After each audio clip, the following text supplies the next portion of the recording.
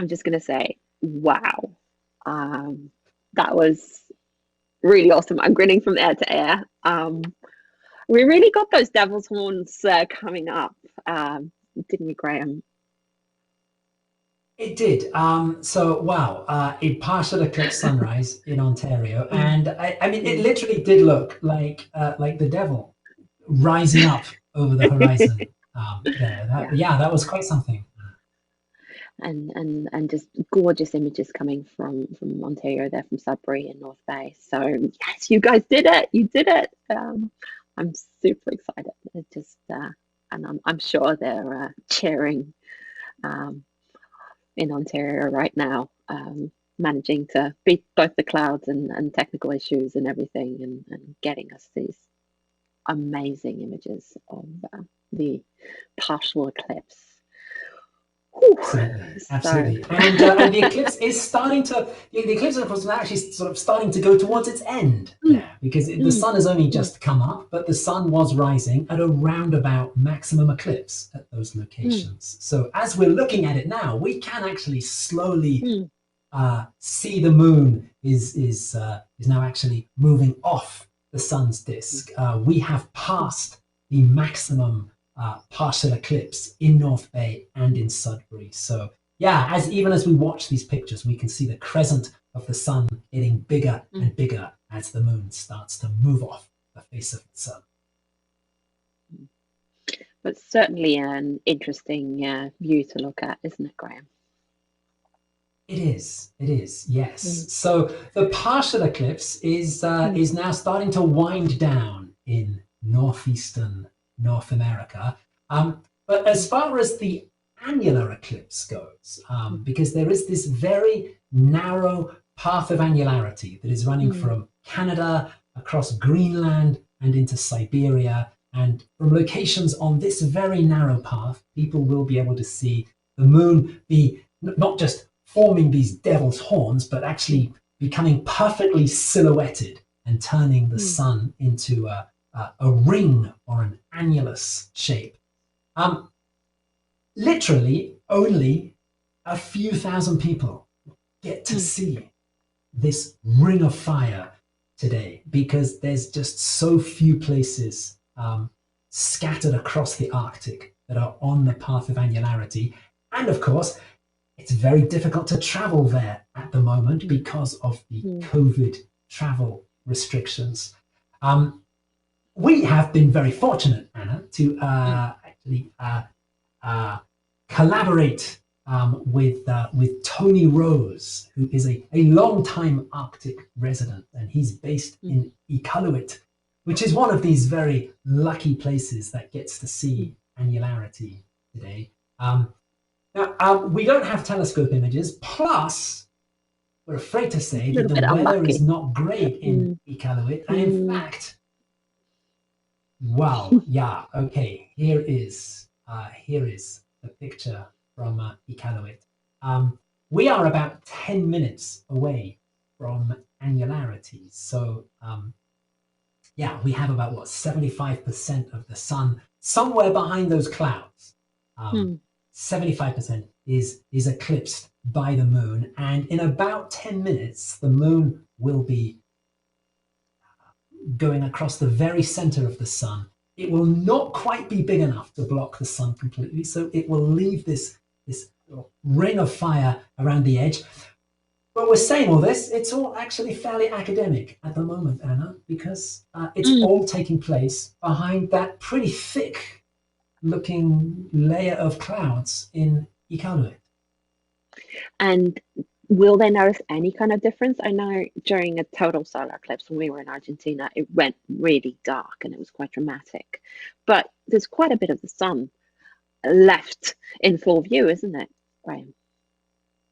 That's right. So, I mean, even totality during a total solar eclipse, it doesn't go completely dark. Um, in an annular eclipse, you can still have 10% of the sun's disk is still uncovered around the edge of the moon, and that's enough light to make things very bright. Generally, the sky starts to darken during an eclipse around about the 60–70% partial eclipse mark, that's when you can notice the sky starts to darken. But the really noticeable drop in light levels on the ground, that doesn't really happen until you pass 80% partial. Mm. So in Iqaluit, may notice a slight darkening around annularity. But I mean, of course, with all these clouds, it's pretty dark anyway there. So yes, a slight darkening perhaps in Iqaluit around annularity, which is about 8 minutes away. And what is an annular solar eclipse? At the moment, we're looking at a partial eclipse, and we really want to see annularity in Iqaluit, but I think we're going to be unlucky there. But what actually happens during an annular solar eclipse, and this annular solar eclipse? Yeah, so as we look, we can see very clearly the moon's disk on these images from Sudbury, and you can, well, it's difficult to tell, but the moon's disk, the black disk here, is just a little bit smaller than the sun's disk. There is this very amazing coincidence, Anna, that the moon is about 400 times smaller than the sun, but it's also about 400 times further away. 400 times closer than the sun. And that means that when we see the moon and the sun in the sky, they do look almost exactly the same size. The thing is that we say the moon is about 400 times closer. It changes a bit. Sometimes the moon is a bit closer to Earth. Sometimes the moon is a bit further away from Earth. Today, the moon is a bit further away, so it's looking a bit smaller than at other times, and it's not quite able to cover up all of the sun's disk. And this eclipse itself is also quite special, isn't it? Because we've talked a little bit about the path of annularity. It's a very narrow area, just skimming the top of the globe. So we actually do have a really cool graphic where we can show a little bit of what it actually looks like, the shadow from the moon at the moment, and where you have to be to actually see annularity. Right. So this graphic in the top right-hand corner, this is our very rough guide to what is happening today. So this is looking at the Earth and the moon in space. The sun is somewhere way off to the left, and none of this is to scale, but we've got the Earth and the moon, and we're looking down on them. So we're looking down on the North Pole of the Earth, and we're looking down on the North Pole of the moon. We can see that the North Pole of the Earth in this diagram is slightly tilted towards the sun on the left. That's because we're coming up to the June solstice. So the North Pole is tilted towards the sun at the moment. And we can also see that there are two different shadows striking the Earth. We can see those lines coming off the moon and striking the Earth. Now, these lines, these are not rays of light. These are shadows. It's kind of helpful to think about them as lines of sight. So we have that big outer, fainter shadow striking the Arctic region. That's the moon's light penumbral shadow. And if you're standing anywhere there, like in Sudbury, for example, your line of sight to the sun is partially blocked by the moon. So you're seeing this partial eclipse. If you are in that very small inner shadow, we can see there's that very small inner cone sort of hitting the North Pole. Now that is the moon's antumbra. And your line of sight to the sun then, the moon is exactly lined up in the center of the sun, just leaving this ring shape around it. The one other shadow we can see on this is that dark shadow immediately to the right of the moon. That's the very darkest part of the moon's shadow. That's the umbra. Mm. If you're standing in the Mm. umbra, the moon is completely blocking all of the light from the sun, and you get a total solar eclipse.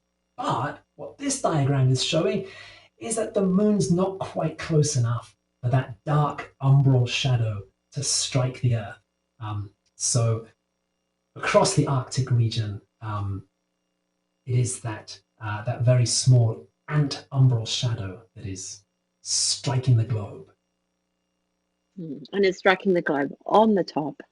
And that's because we had a very special eclipse just 2 weeks ago. And for our very loyal viewers, they might have been watching us for 2 weeks ago when we were streaming a total lunar eclipse. And because are we in the middle or the end of an eclipse season right now, Graham? Well, we're coming up towards the end of an eclipse season. So yeah, eclipses always come in pairs. You have a lunar eclipse at full moon, and then you have a solar eclipse at new moon when the moon passes between the Earth and the sun. Now, normally, if you have a perfect alignment for one of these eclipses, then either 2 weeks before or after, for the other eclipse, the alignment is normally a little bit imperfect. So you tend to have a perfect annular solar eclipse or a perfect total solar eclipse. You tend to have that accompanied by a partial or penumbral lunar eclipse. The interesting thing about this eclipse season that we're in now is that we have had two perfect eclipses. We had a total lunar eclipse 2 weeks ago, and we have a perfect annular eclipse today. So we have this perfect alignment twice in 2 weeks. But in order for that alignment to work twice in a fortnight, it's only just good enough. So the lunar eclipse we had 2 weeks ago, the alignment had only just started to become perfect. So we had a very, very short total lunar eclipse. Totality was just 14 minutes 2 weeks ago, which is very quick for a lunar eclipse. Today, we have this perfect alignment, but only just. As we look at the Earth and the moon on our screen, it looks like they are aligned perfectly, but in fact, not quite perfect. The moon is not quite level with the Earth. The moon's shadow is not striking the equator.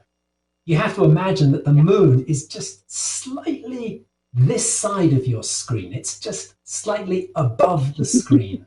So its shadow is not striking the center of the Earth and the equator. It is just clipping the very top of the Earth across the Arctic region. So that's why this annular eclipse is being seen by so few people. It's because 2 weeks ago we had a perfect total lunar eclipse, and to have that perfect alignment again, only just possible 2 weeks later. So the ant-umbral shadow there is only just catching the very top of the northern hemisphere.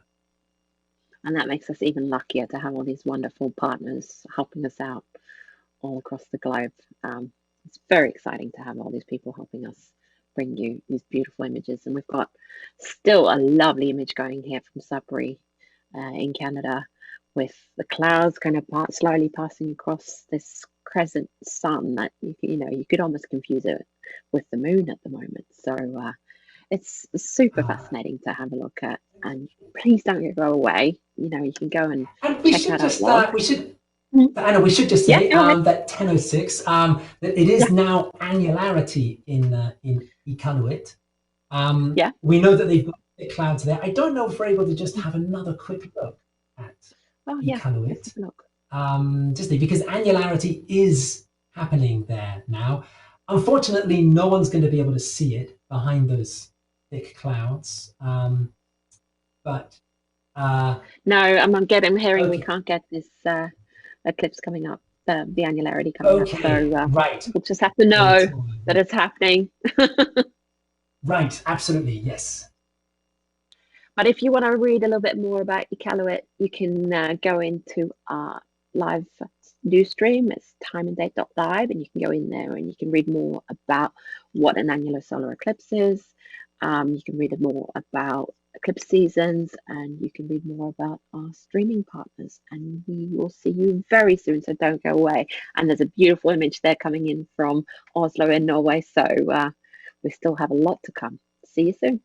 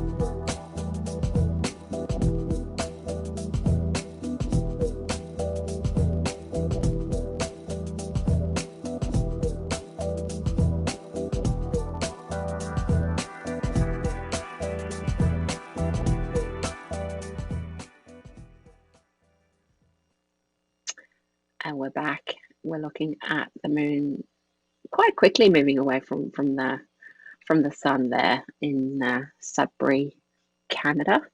The moon's just taking a little bite out of the sun at this point, and the partial eclipse is winding down in North America, but not completely, Graham. No, so at our location right here in Sudbury, we can see that this event is almost at an end. This eclipse in Sudbury will be finishing at 10:43 UTC. So that's in about 15 minutes. The moon will have completely left the face of the sun. However, in other parts of North America, the event is still building towards its climax. We have some pictures from the very north of Canada, north of the Arctic Circle, from Inuvik in the northwestern territories of Canada. And yeah, we're looking at a beautiful wide angle image there. This is in the land of the midnight sun. After today's big partial solar eclipse, the sun won't actually set here in Inuvik until July the 19th. Wow. So they will have the sun with them for a few weeks yet. Here in Inuvik, the maximum eclipse will be 77%, so about 3/4 of the sun will be covered, and that will be at 10:42 UTC. So here we are, we're about 10 minutes away from eclipse maximum. So the partial eclipse is ending in northeastern North America, right up in the far north, where we're very close to the eclipse maximum. And things are still building up in Europe. So yeah, we have our picture in the top right-hand corner there from near Oslo in Norway.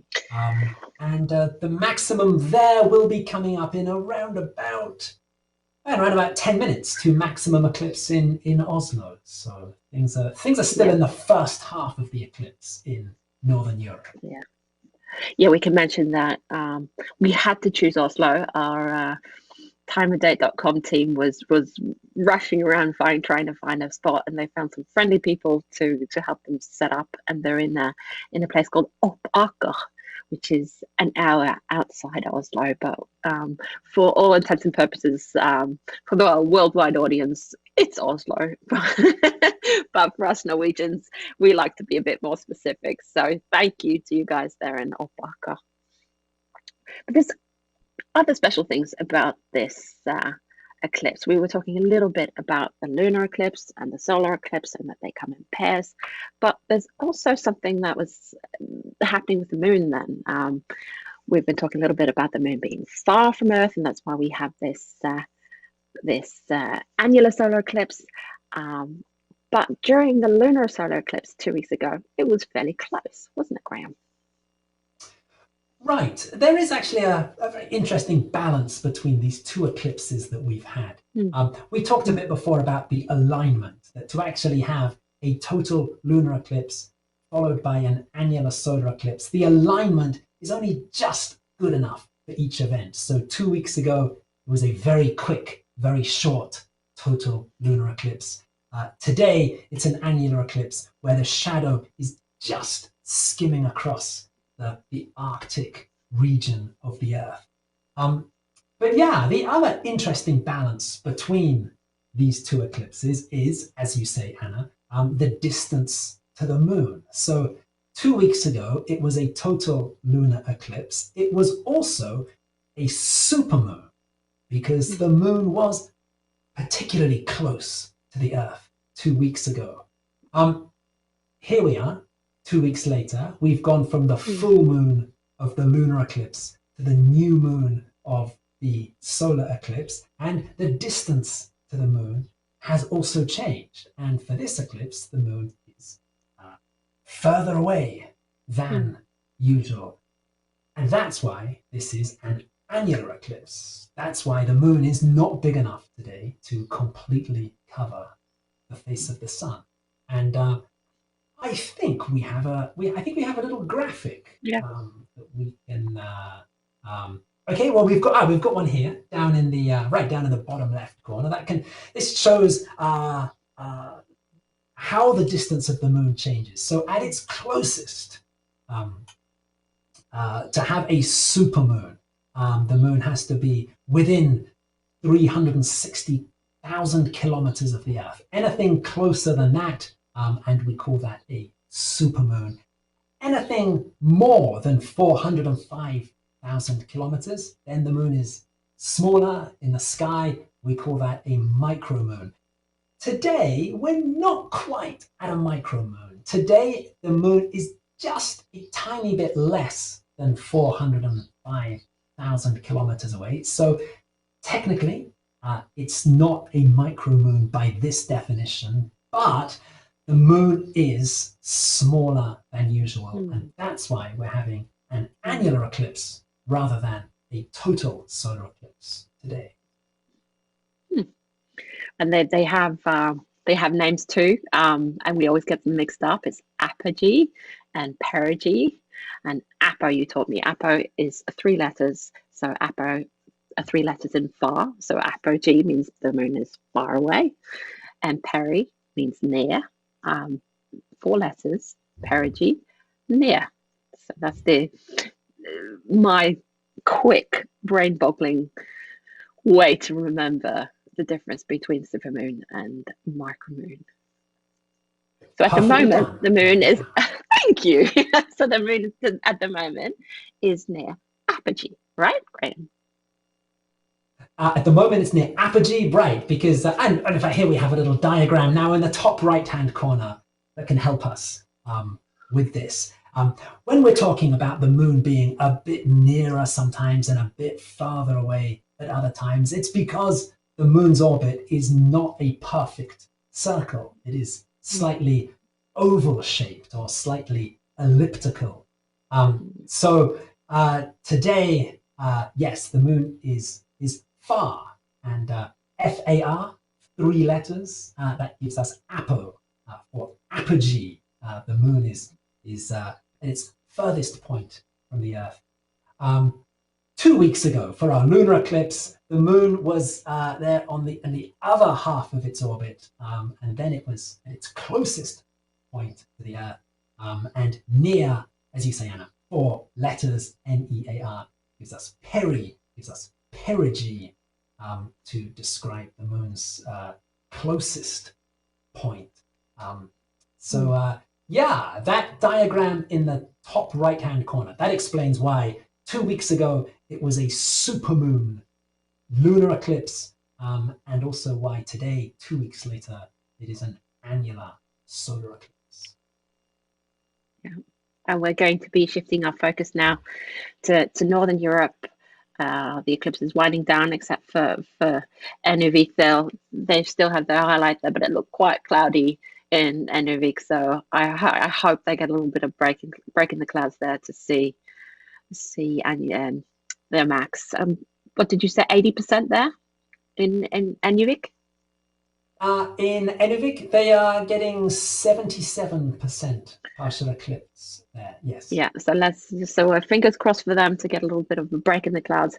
But we're shifting towards Northern Europe. We're looking at images here from Oppaka, outside of Oslo, Norway, and there's just a little bit of the moon left there over the sun in Sudbury, Canada, and hopefully we'll have some images from the UK, maybe another feed from Northern Norway. We're waiting on that as well. So don't go away. It's still happening. Go and check timeanddebt.live. There's lots and lots of interesting posts in our live news feed there. There's images from people sharing their images on Twitter and other social media. So go and have a look, and we'll see you back here soon.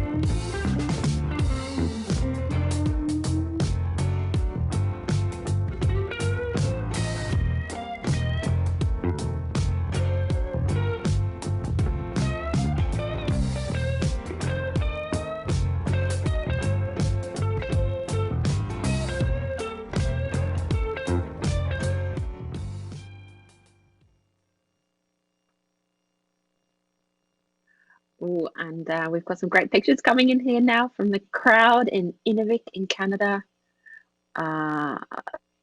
Looking at the time, help me out here, Graham. Where are they when it comes to annularity? So for the maximum eclipse in Inuvik, that is really round about now. 1042 was their maximum of 77%. So yeah, they're round about maximum now. It looked like there was a great crowd of people out there. It also looked like they were struggling with clouds there as well. Yeah, Unfortunately. yeah. This is all happening really in the very early hours of the morning for them. So it's up above the Arctic Circle. It's the land of the midnight sun. The local time there is 4:48 a.m. So everybody got up really in the middle of the night, except it wasn't really the night because of the midnight sun. But certainly in the small hours of the morning, everybody got up. And it looked like a wonderful crowd there, but I'm afraid it looks like the clouds haven't done their part in Inuvik.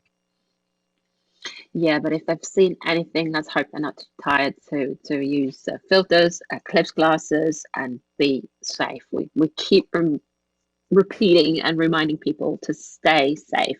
We do have a little version that we call do make don't, which is do be safe, use eclipse glasses, use filters, put filters on your binoculars, on your telescope. If not, you can make a pinhole projector. Graham, bring up your trusty props. We've got some props going on there. He's got a colander and what is that? Slotted spoon? Is that what we call it? Yep. Almost anything with the hole in it can be used to project the sun onto a piece of paper, something lighter colored, and you can see little crescent shapes there. It's really cool. And don't put on your sunglasses and look straight at the sun. It really can damage your retina. You can go blind. It sounds very dramatic because it is, isn't it, Graham? Yes, it is. This is a hugely serious message. Right now in Northern Europe, this partial eclipse is going on. So there is an opportunity if you have cloud-free skies to see this, but only look at the sun if you have the proper eye protection. If not, projecting the sun is also it's also a really it's a very effective way to see the crescent shape, and yeah, it's a lot of fun as well. Go under a tree, look down at the ground, and you can see the crescent shapes in the between the leaves. It's that simple, and please stay safe, stay safe, stay safe. We just wanted to remind you guys we're going to be back, hopefully talking to Bill and Dave in North Bay. So we're going to need some time to just get them over their excitement of Devil's Horns. I'm hoping we'll see how excited they are. Oh, and we're finally getting some pictures from Northern Norway here, from Kautokeino in Northern Norway. So yes, it's still a lot of good things to come. So go to timeanddate.live, read about us, read about our partners, and share images, and we'll see you back here soon.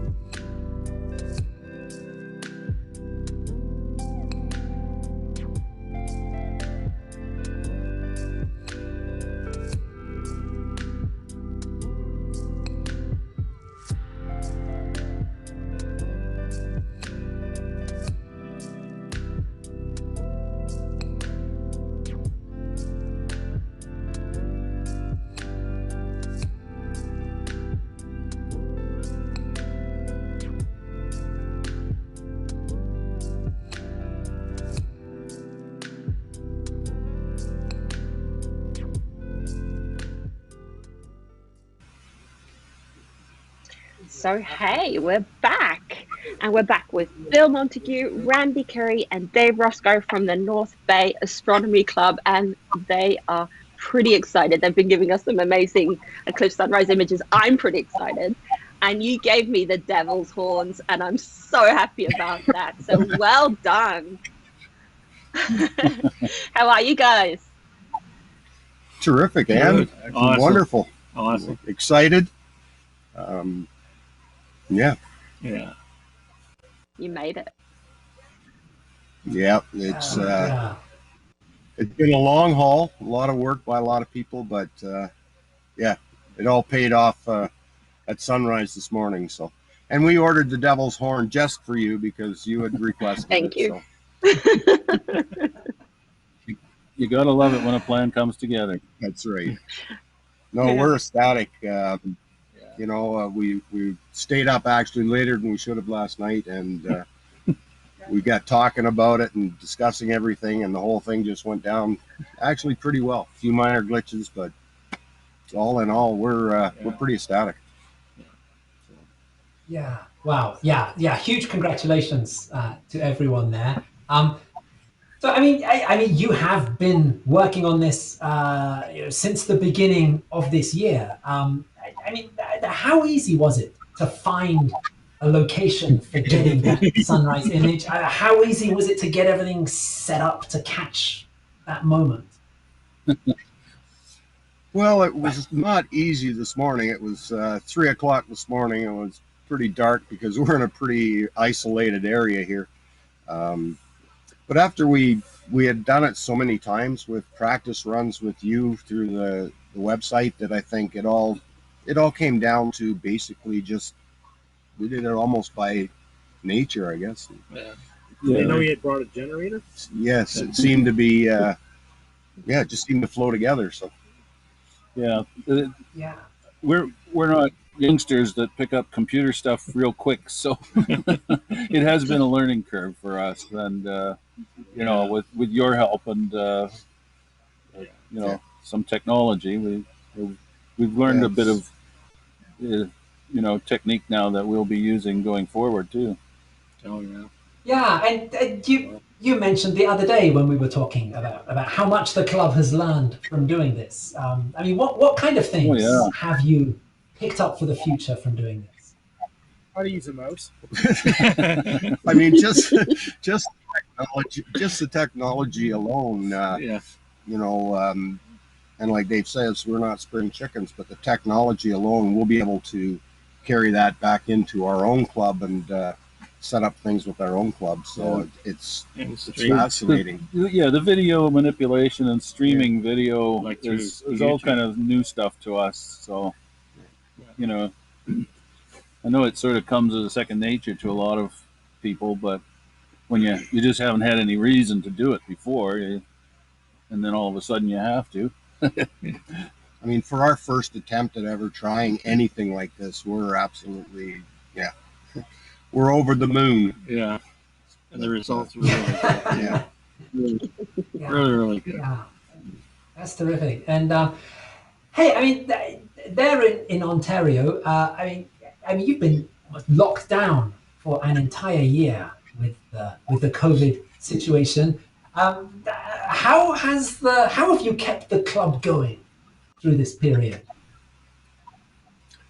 Yeah, it's at first it was a bit of a tough go. We didn't really know exactly what we were going to do or even how to do it. We didn't know how long the lockdown was going to be.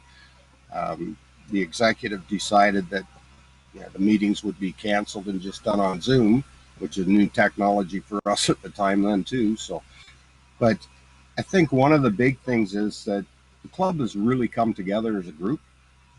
Our club has actually increased their memberships during this time. Primarily, I think because a lot of people are home. You have to excuse me, the mosquitoes are out. Primarily because a lot of people are home and have the time, and with Zoom they have the ability. We've also started up a kind of a quorum, if you like, with a number of other small clubs across Ontario. And we've been bouncing ideas back and forth during the whole time. What's working, what's not. We're attending each other's meetings on Zoom. One of our guys here, Bob Chapman, has done presentations to a number of the clubs in the group, and I think that's helped us a lot too, to bring everybody together, you know. So we've come through pretty good. We're quite pleased. And you were telling us the other day that the group had grown, your club. I think, again, it's because more people are home. You know, our meetings in the evenings, for example, man works 9 to 5, comes home, sits down on the couch, doesn't really feel like going out and attending a meeting. Yeah. The 2 kids are screaming or whatever. Now he just sits there with his cold bottle of lager and turns his computer on, and he's part of the club as well. So yeah, it has increased, and we're quite pleased. It's just basically easier to attend meetings when you don't have to actually leave the comfort of your home. So yeah, that's great news. And yeah, we have to say again, just huge congratulations to the whole team. Yeah, that was just spectacular images that you gave us there at sunrise. So yeah, congratulations again to everybody there. Great. Well, absolutely. Thank you to everybody. It's definitely a group effort, and you know, everybody should be thanked because everybody pitched in and brought it all together. Like, we have a pretty happy group behind us right now, I'll tell you that. Of course, because you managed to do what you set out to do, right? So you should be super proud and excited about this. Thank you so much for helping us out with those gorgeous images of the devil's horns rising. I loved it. And happy viewing up there in Ontario, Canada. And we're going to tell everybody else to not go away. You're welcome. We'll be back in a few minutes and we'll tell you more about this eclipse. And go to timeanddate.live, read more about the eclipse, ask questions, share your images, read about Bill, Randy, and Dave and the North Bay Astronomy Club. So see you soon.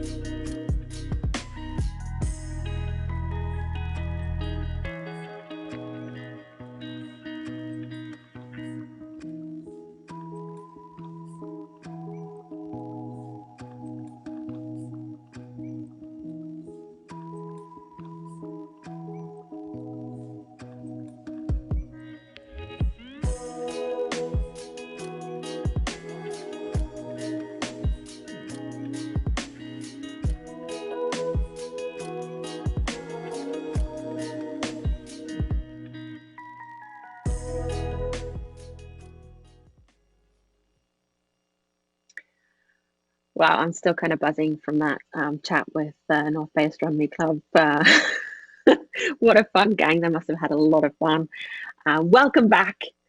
We're rounding off this annular solar eclipse. The last location to see annularity is seeing it just about right around now, right, Graham?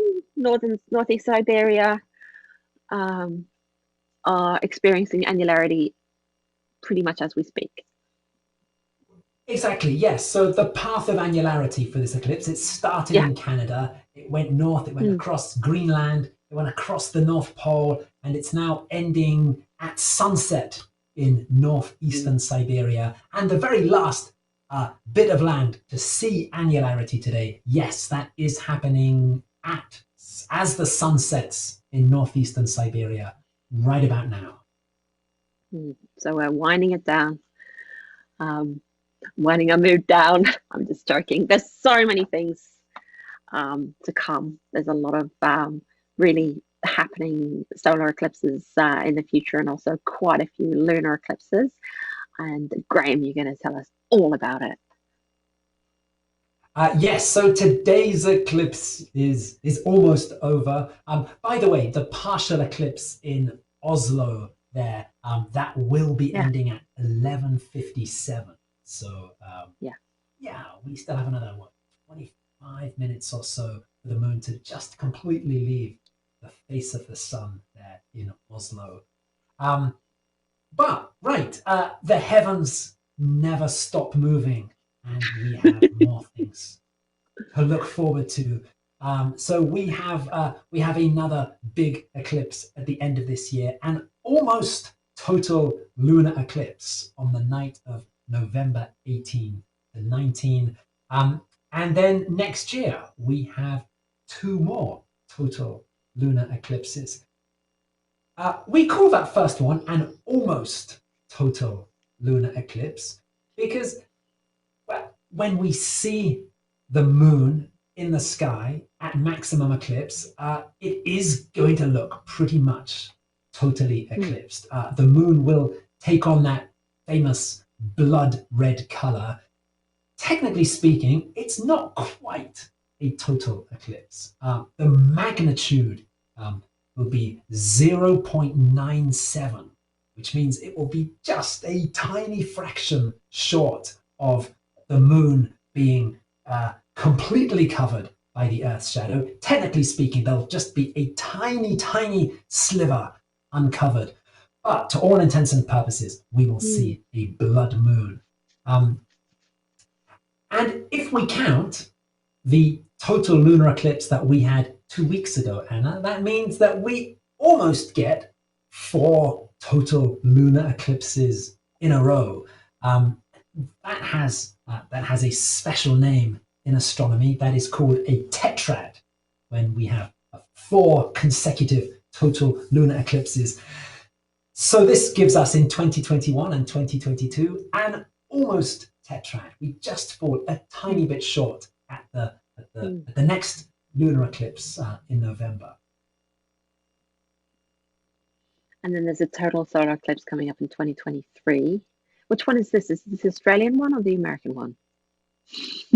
Yeah, so this is the Australian one. Yes. Yeah, so we always there is a great rhythm to eclipses, and there's normally a period where lunar eclipses take center stage, and then there's a period where solar eclipses come more to the fore.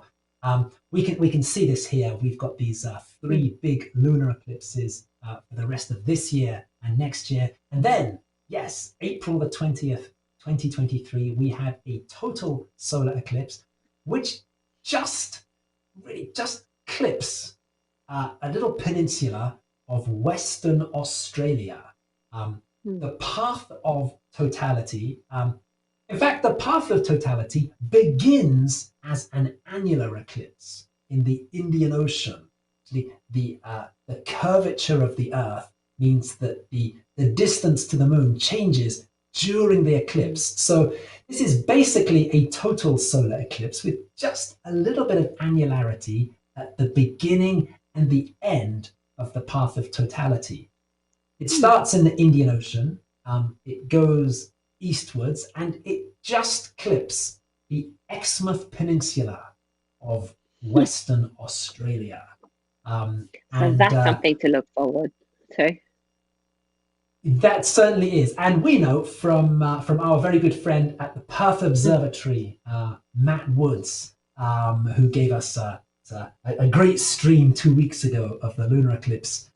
Yeah, we know from him that this is already there's much excitement in Western Australia, and the Exmouth Peninsula, this little tiny bit of land that sticks out into the path of totality, it's been booked out for a few years already, Matt tells us.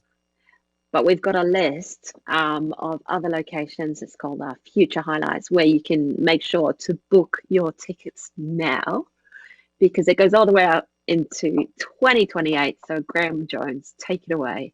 What can we look forward to in the future? Yeah, so the 2020s do have some spectacular solar eclipses. So again, in 2023, October 14th, there is an annular eclipse where the path of annularity will go across the United States, the Yucatan Peninsula, Central America, and into Colombia and Brazil. But this is getting a lot of attention because it is another great American eclipse. Annularity will be seen across the US and Latin America. That is followed 6 months later by a total solar eclipse, again across North America. Here, totality will go across Mexico and the US and Canada, and that will be another very high profile North American eclipse. And there are some more fantastic eclipses coming up. August the 12th, 2026, totality will pass across Greenland, Iceland, and Spain. This will, in fact, be the first time that mainland Europe has seen totality since 1999. A lot of people remember there was a very big eclipse in August 1999 across Europe. Totality hasn't returned to mainland Europe since then, but it's coming back in 2026. 2027, there is a huge total solar eclipse that will include 6.5 minutes of totality near Luxor in Egypt, which is a huge totality. The very longest totality can last is about 7.5 minutes. And 6.5 minutes of totality in Egypt with incredibly good cloud cover projections. That's a big eclipse right there. And another wonderfully high profile eclipse is in July 2028. We're very used to eclipses visiting obscure places and out of the way places. And today we saw that the path of annularity, this annular eclipse, made its way across very remote parts of the Arctic. July 2028, the path of totality for that eclipse will be going across Sydney, Australia, and also Dunedin in New Zealand. But I know a lot of people are excited about totality over Sydney Harbour. That will be a showpiece eclipse towards the end of this decade. So you heard it here. Make sure you book your tickets for 2028. I think they're going to go fast once people learn about this eclipse in Sydney. So make sure to book your tickets there. We also have a lot of information about future eclipses on timeanddate.com. So you can go in there and check out our eclipse section. On timeanddate.live, there will be a post in our news stream there about other resources that you can use on timeanddate.com, and you might be able to pick some out there. So you can set the dates in your calendar. Don't go away. We'll be back just one more time. But we're still looking at these beautiful images from Opakker outside of Oslo, Norway. And we'll see you soon.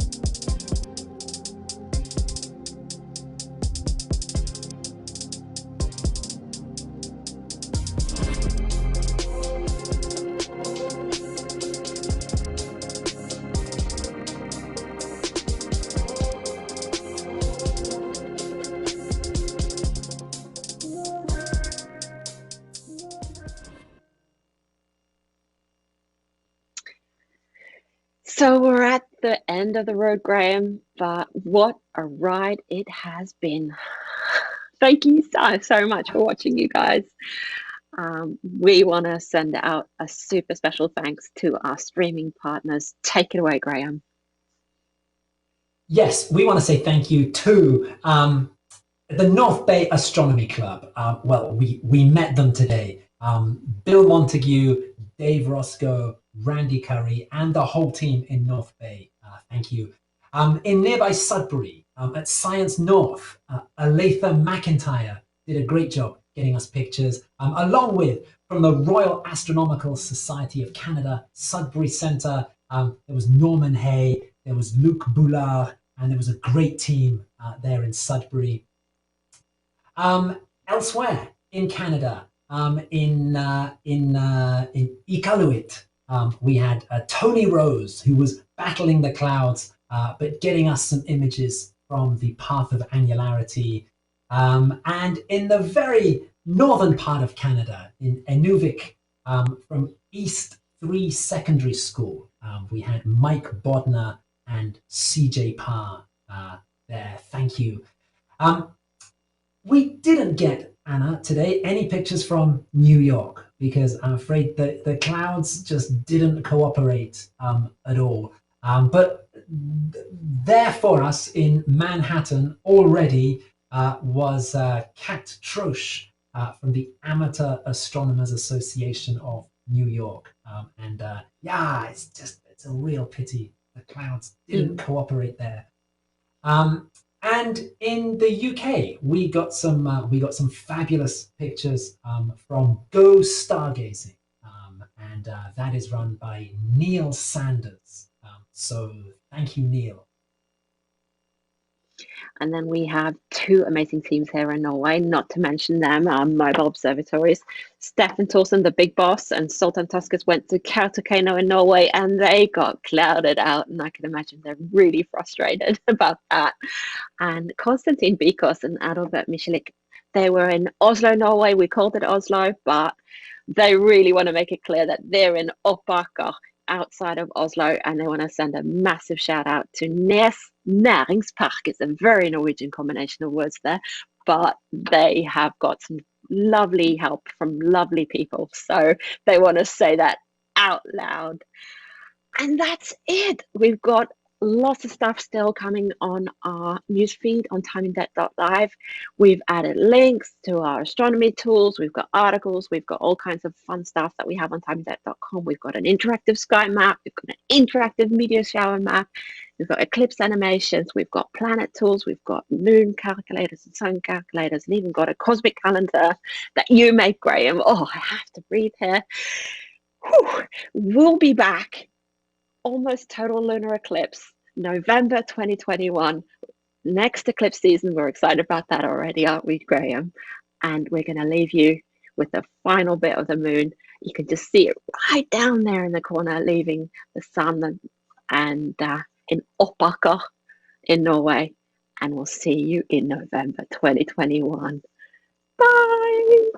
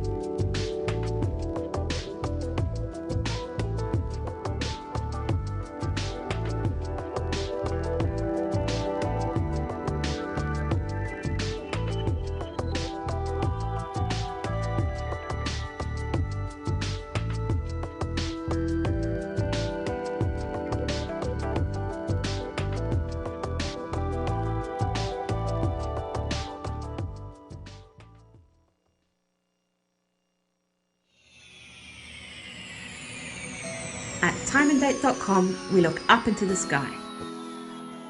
We bring you exclusive footage from eclipses worldwide. We take our mobile observatory to where the action happens. Hi, Stefan. Hi, Anna. We collaborate with experts and observatories across the globe to bring you the best view of celestial events. We explain how and show why it all happens while answering your questions during our live broadcast events. That is a meteor. Find your home and even more details on our website while you wait. So join us next time on timeindebt.com.